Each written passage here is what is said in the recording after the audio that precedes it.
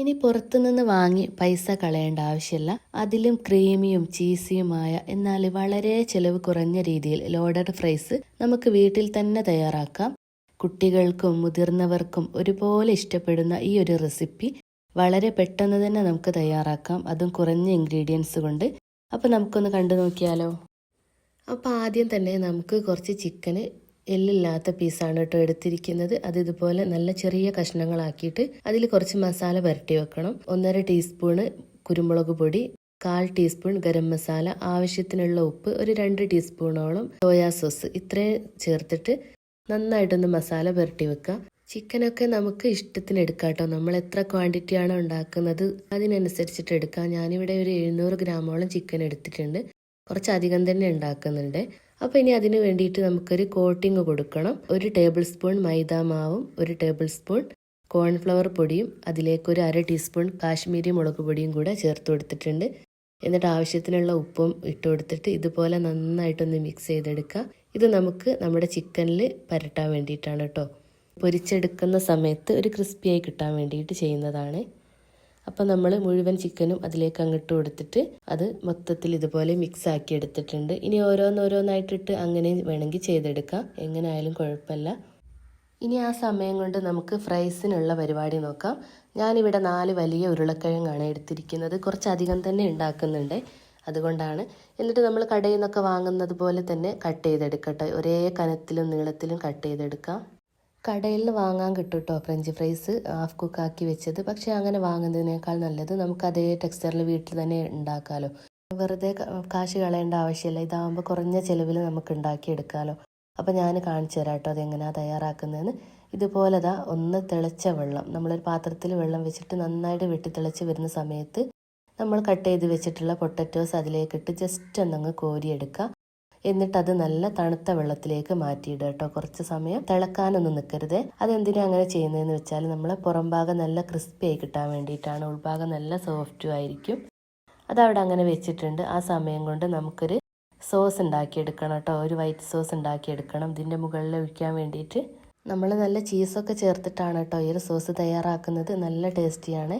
ആദ്യം തന്നെ ഒരു 5-6 അല്ലി വെളുത്തുള്ളി നന്നായിട്ട് ചെറുതായിട്ട് ചോപ്പ് ചെയ്തിട്ട് നമ്മൾ ഓയിലിലോ ബട്ടറിലോ ഒന്ന് മൂപ്പിച്ചെടുക്കുക. ഇനി അതിലേക്ക് 1 ടേബിൾ സ്പൂണ് മൈദാമാവ് ചേർത്ത് കൊടുത്തതിന് ശേഷം നന്നായിട്ടൊന്ന് മിക്സ് ആക്കി എടുത്ത് അതിൻ്റെ പച്ചമണമൊക്കെ ഒന്ന് മാറ്റിയെടുത്തിട്ട് ആവശ്യത്തിനുള്ള പാൽ ഒഴിച്ച് കൊടുത്തിട്ട് ഒന്ന് കുറുക്കിയെടുക്കുക.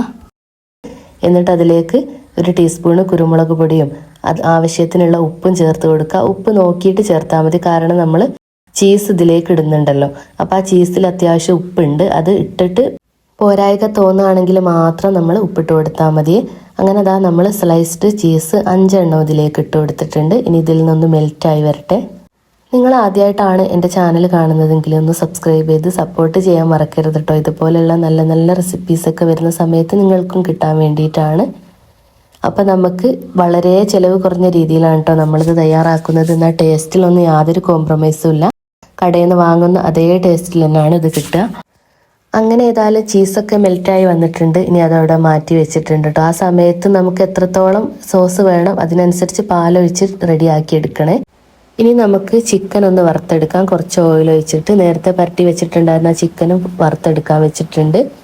ആ സമയം കൊണ്ട് നമ്മൾ തണുത്ത വെള്ളത്തിലിട്ട് വെച്ചിട്ടുണ്ടായിരുന്ന ഫ്രഞ്ച് ഫ്രൈസ് എടുത്തിട്ട് നല്ലൊരു കോട്ടൺ തുണിയിൽ നല്ലതായിട്ടൊന്ന് എടുത്തിട്ടുണ്ട്.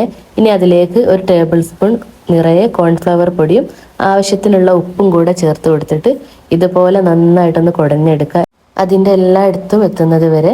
അങ്ങനെ നമ്മൾ ചിക്കന് മുഴുവനായിട്ട് പൊരിച്ചെടുത്ത് കഴിഞ്ഞിട്ടുണ്ട് കേട്ടോ. നല്ല ടേസ്റ്റാണ് കേട്ടോ ഈ കുറഞ്ഞ മസാലയിൽ പൊരിച്ചെടുത്ത ഈ ചിക്കൻ കഴിക്കാൻ.